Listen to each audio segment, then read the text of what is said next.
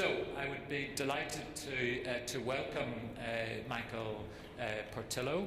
I last heard him speak in Belfast at a business dinner, and he was fantastic. At about 11:30 at night, because Belfast business dinners don't go to schedule, so it was 11:30 at night that time. But it was a fantastic array of experience, knowledge, and vision for a better future. So we're delighted to have Michael. Please welcome Michael Portillo.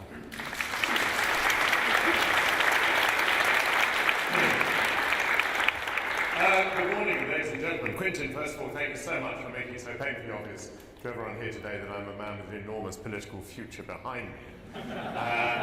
As you correctly mentioned, the highest position I achieved in public life was that I was a future Prime Minister. I am now a former future Prime Minister. We're a rather large number of former future Prime Ministers in Britain, so we've formed ourselves into a club of former future Prime Ministers.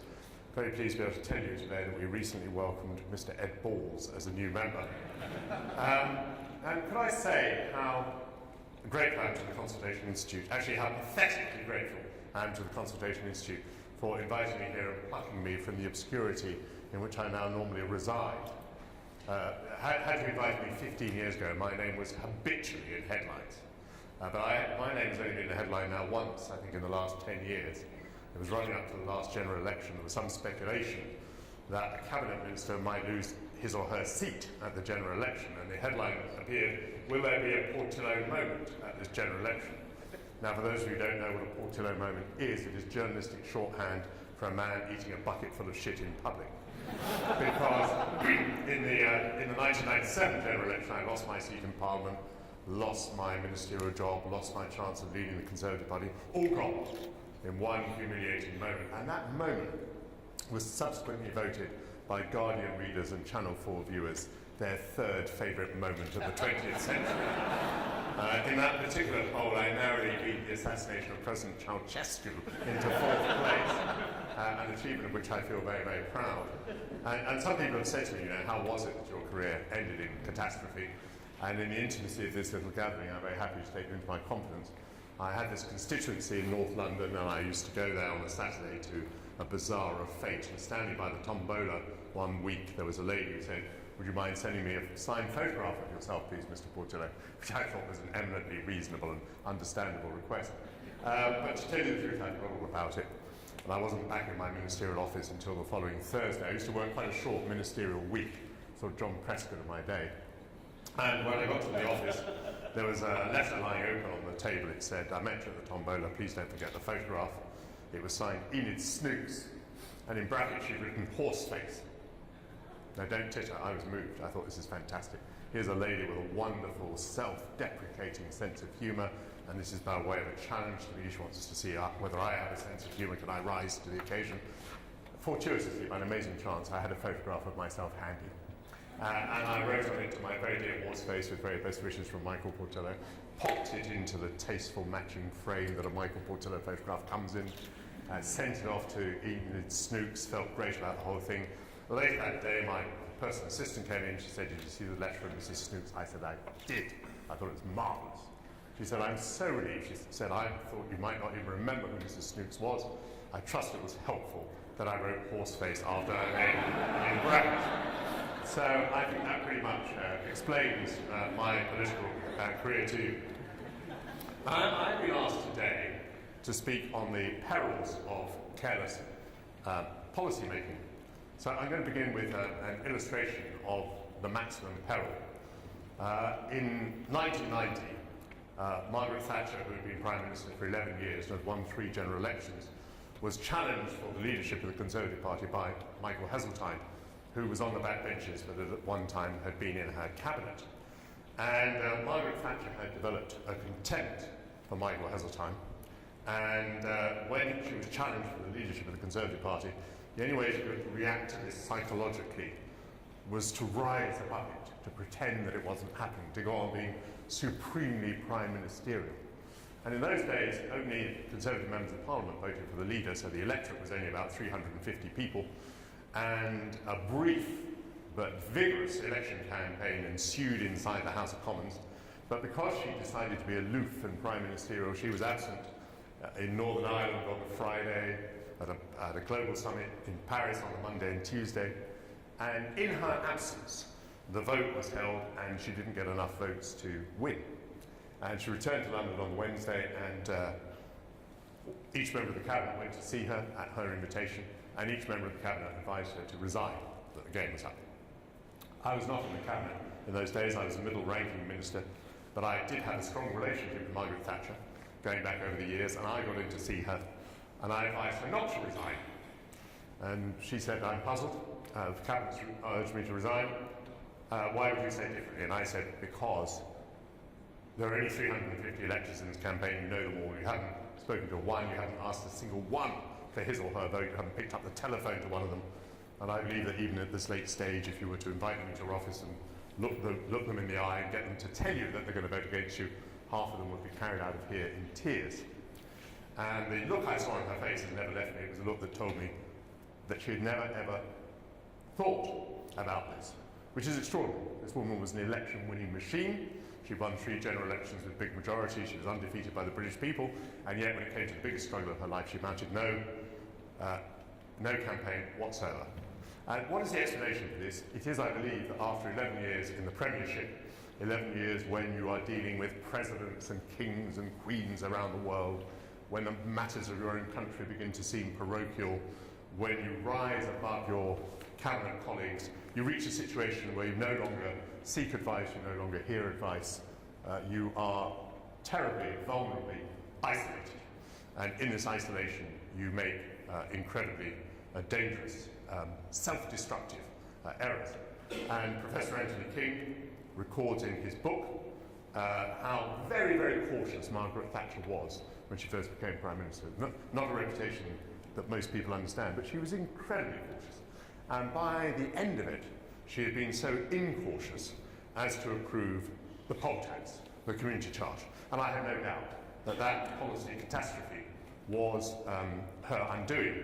And I'm in quite a strong position to make that claim because after the community charge, the poll tax, had been introduced, I became the minister responsible for it. And that meant one of the things was I was talking to members of Parliament all the time, mainly Conservative members of Parliament, about the impact of this thing on their constituents and therefore upon what they perceived to be their chances of being re-elected. And these people were incandescent because their constituents in many cases were paying very large sums of money which they couldn't afford or they didn't think they could afford, or at any rate it was more than they'd been paying before. And I know from a friend of mine who was in 10 Downing Street during those days, the quite extraordinary thing in all the catastrophic development of the poll tax was that nobody ever said what people were going to pay in this tax. And my friend inside number 10 at every meeting used to say, "What are people going to pay?" And there never was an answer to this question. And had the answer been £250, maybe the poll tax would have been acceptable.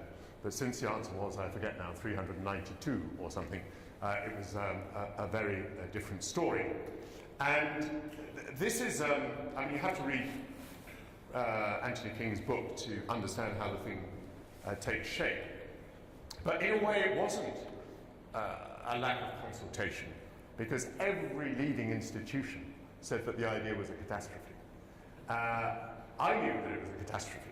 And one of the things I'd like to emphasize, partly for Professor King's benefit, is that we came under enormous pressure from the Scots. The Scottish Conservatives had stupidly abolished rating and introduced the poll tax in Scotland a year early. Seeing that it was a disaster, and follow this logic if you will, seeing that it was a disaster, urged that we do the same in England in order to give them political cover. And I remember saying to a Scottish minister, I'll name him here today, Michael Portillo, that I thought the whole idea was lunacy. Because apart from anything else, it depended upon making a register of the entire British population. If you can imagine anything less conservative than setting up a register of the entire British population. I mean, it smacks of the biblical story, doesn't it? Trying to register everybody in the land in order to tax them. And it was clearly an impossibility. You know, anybody who's canvassed in London knows that we have an extraordinarily mobile population, and you can't pin anybody down when you appear at a door with an electoral register. It bears no relationship whatsoever to the people who are in that building. So it was an extraordinary bad idea. So I started with this story because at one level anyway, the perils of careless policy making can be absolutely fatal. I mean, Margaret Thatcher, Prime Minister who'd been there for 11 years, brought down by local government finance. You know, around the world, global leaders said, what has happened? Oh, Margaret Thatcher has been brought down by local government finance. Absolutely extraordinary that this catastrophe could have been allowed to brew in the way that it did. But one of the extraordinary things, and Anthony King brings this out very nicely in his book, is that the perils of careless policy making are very, very uncertain. I mean, there may be horrendous costs. I mean, undoubtedly, the poll tax was a very expensive blunder. But then Anthony King talks about another policy-making exercise, which is a thing called Metrolink, which was, of course you must pilot, of course you must understand what is the experience of the people going to the Social Security local office or dealing online or dealing over the telephone with Social Security, for example, in order to understand the way in which those things go wrong. It's also part of my remit to allow time for questions, so I'm certainly going to do that. Just two reflections. I've had a wonderful, varied career. I'm not allowed to make a reference to football, but I think of my life as a game of two halves. You know, there I was working for Margaret Thatcher in the old days, and recently I've been making documentaries. Recently I was making a documentary about meerkats. Are you familiar with meerkats? Yeah? Cute, would you say? They are dictatorial little bastards. Because what happens is, in any group of 20 meerkats, a dominant female emerges. And she handbags her way to the top, and she may drive the other females into the Kalahari Desert where they may well perish, and she may eat the pups of the other females in order to establish a monopoly on breeding. And then an extraordinary thing happens. The testosterone level of the dominant female rises, and the testosterone levels of all the males in the group fall. And this has led me to a much more thorough understanding of Margaret Thatcher's government than I had ever had before. And may I just put in a plug for another television programme I do? For the last 13 years, very late at night, there's been a programme called This Week. For most of the last 13 years, it's consisted of a Labour MP called Diane Abbott and me sharing a sofa that's far too small for us. And some people don't know that Diane and I were at school together. So how can I put this delicately? We share a certain amount of emotional baggage. We know where the bodies are buried, if you know what I mean. And so there we are, she and I, week after week, in the middle of the night, crammed together on this tiny sofa, surrounded by our emotional baggage. We know nobody's watching. And in these circumstances, we get a bit tactile. So I quite like to put one arm around Diane and give her a bit of a squeeze. She quite likes to rub my right knee. And recently, we have done audience research, and we've discovered that our audience is 50% insomniac and 50% pervert. I just want to thank all of you who are regular watchers. Thank you very much for doing that.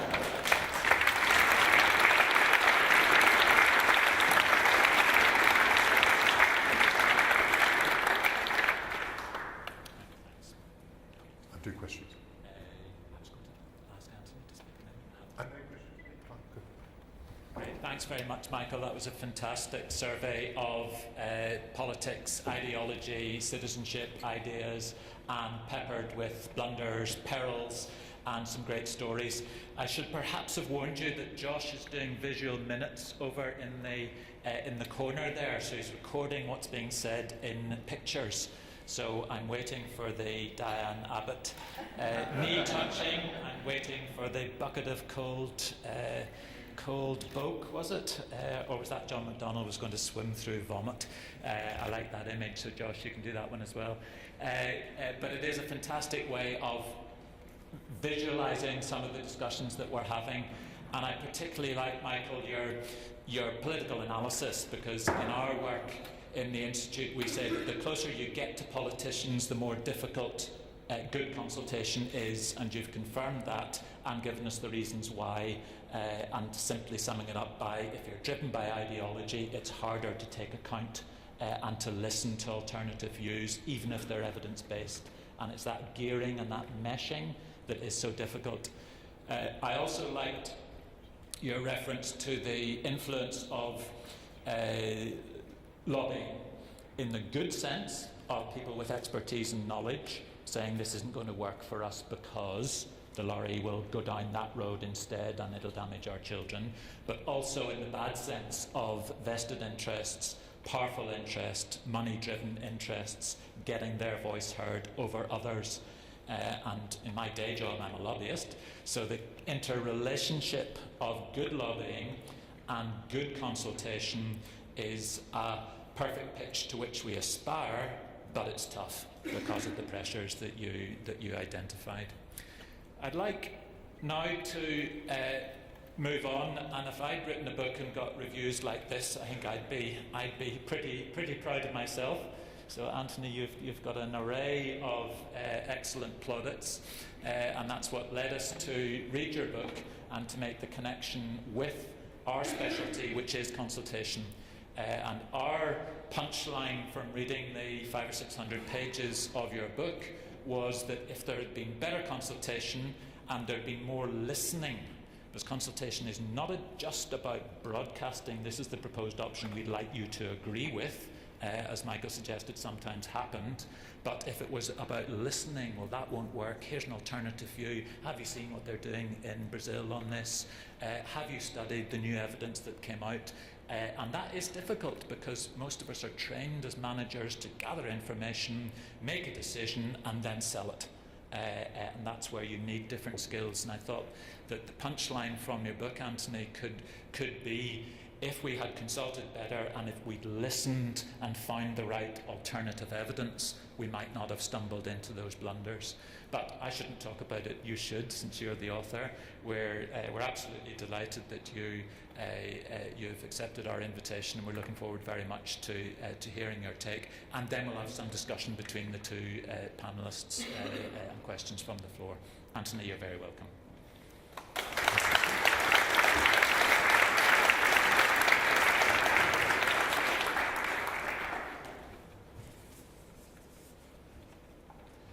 I'm not Michael Portillo or David Cameron, and I don't speak fluently without at least some notes as a crutch. I promise I won't look at them the whole time, but I know that they're here, just in case I forget what I was going to say. What I am clear about is that I am going to be fined for a reason that will emerge in a second. A few months ago, my wife and I were on holiday in Sicily, and we got into conversation with a waiter in a good restaurant. He spoke reasonable English, and my wife speaks rather good Italian. And we worked out quite quickly that he was interested in football. And so, in the course of conversation, we said to him, what team do you support? Imagining that he would name an Italian team, maybe Palermo on the island of Sicily. But no, he was absolutely clear, Arsenal.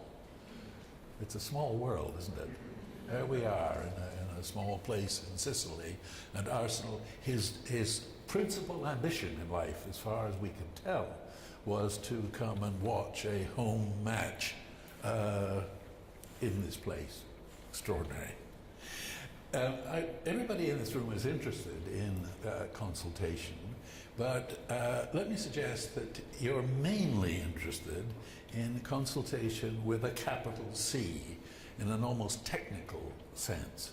And what I want to do, and I think it's consistent with what Michael was talking about, is extend laterally, so to speak, the idea of consultation in a way that Quentin was doing. What I'm getting at, I think, will emerge gradually as I go on.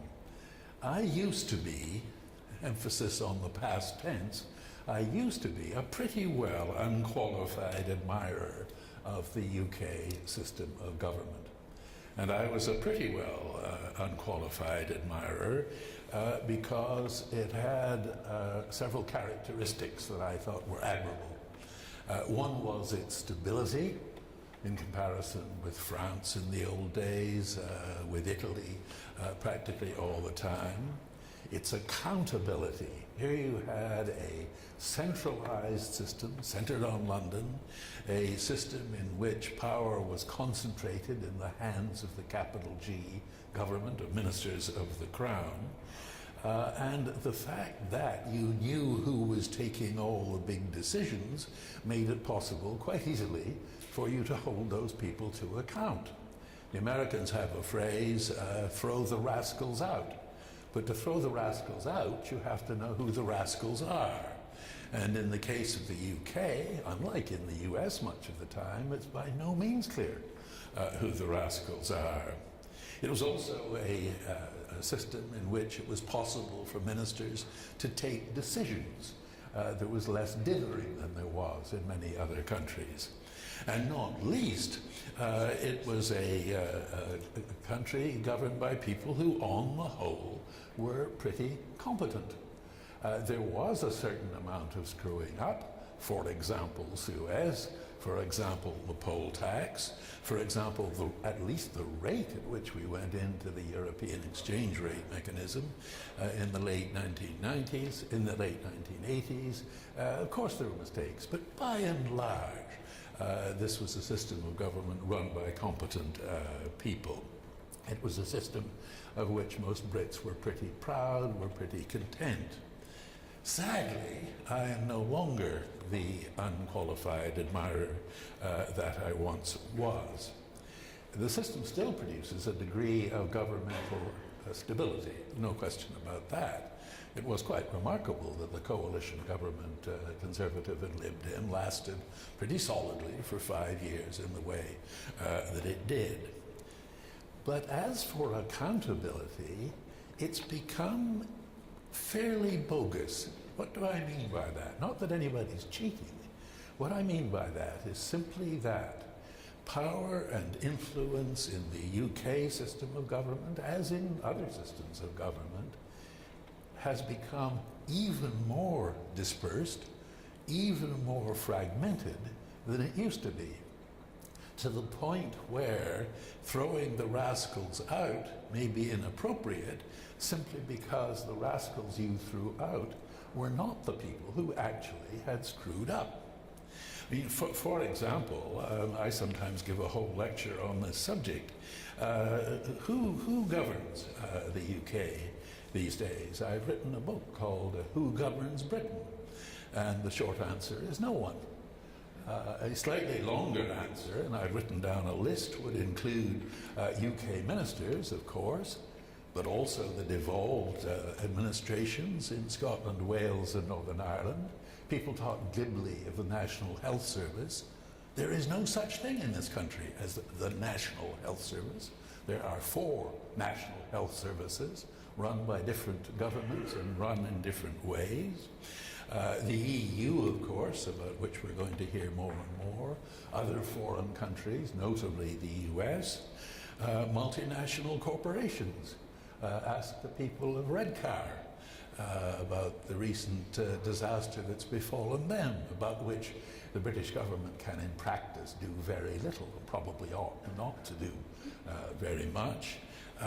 The extent to which the UK economy is embedded in an increasingly globalized world market economy. Market forces are out there. Financial market forces are out there, which no government, not even one led by Jeremy Corbyn, could possibly do very much about. The judges have become much more important than they used to be for reasons we could talk about, having to do with the Human Rights Act, having to do with judicial review, and so on. And even, and I think Michael would agree with this, even backbench members of Parliament are more important than they used to be. People still moan about the fact that people obey the whip, that they just do what they're told. Well, you ask the whips whether it's as easy as that. It's become more and more difficult as time has gone on. The number of rebellions that take place has increased. And I mention all of those, and I haven't mentioned any member of the Murdoch family, I haven't mentioned Paul Dacre, the editor of the Daily Mail. In other words, the stew, the mix of people and institutions and systems that bear on the way in which the lives of UK citizens are governed is a much thicker, more complicated, richer mix than it used to be. With the result that the reach of British governments far exceeds the grasp of British governments, and I say parenthetically, the claims made by the leaders of British political parties about what they can accomplish if elected to power are almost universally exaggerated. People talk about Britain punching above its weight. Because Britain can't really punch above its weight, our politicians talk above their weight instead, rhetoric substituting for the capacity for action. On top of all that, and I'm explaining why I've become less satisfied than I was with the way in which our system works, has to do with the fact that our system has proved much less competent, much more blunder-prone than it used to be. And Michael's already mentioned some of the blunders. Let me mention some more recent ones. I think he would agree that the Lansley-provoked reforms of the NHS in England were probably a blunder. They haven't achieved very much, probably won't achieve very much, and have been very costly in all sorts of terms. We're building aircraft carriers with no aircraft. The IT disaster catalogue is lengthened by the month, a huge expense. You remember the Badger cull when the Badgers moved the goalposts? Surprise, surprise. English votes for English laws. People have been arguing about this since at the latest 1886. And the present government is making the same hash of it that previous governments have done. And as for immigration, you remember that the Conservative Party promised to bring immigration down to tens of thousands rather than hundreds of thousands. Well, at the very least, the claim was a blunder, but I would go further and, following the example of The Economist magazine, which is very strong on this, argue that the government's and the previous government's entire immigration policy, sorry, that's not the right word, is it? It's not a policy, it's a sort of happening, an outcome, has been a complete shambles. I'm frequently asked whether I'm going to produce a third edition of the blunders of our governments. And I say no, not because I think that blundering doesn't go on, but because I do not want to be the country's first ever, the world's first ever professor of blunderology. I want to move on to other and more interesting topics. The next point I'd render, I'm sorry, I'm having a little physical difficulty because I'm confronted with a sign that says tea, coffee, and exhibition. It's a little bit difficult. Because you're putting your watch down here, so let me retreat. You will get coffee. In other words, the promise will be fulfilled. Oh, now I'm told what I'm talking about. Well, that's useful. That's helpful. The other reason worth mentioning why I've become rather disillusioned with the existing system is that to a far greater degree than I had previously realized before writing that book, is that the very fact that historically, and still as regards England, the UK government is one that is centralized and power is concentrated in ministers, in the government of the day, that has had one effect,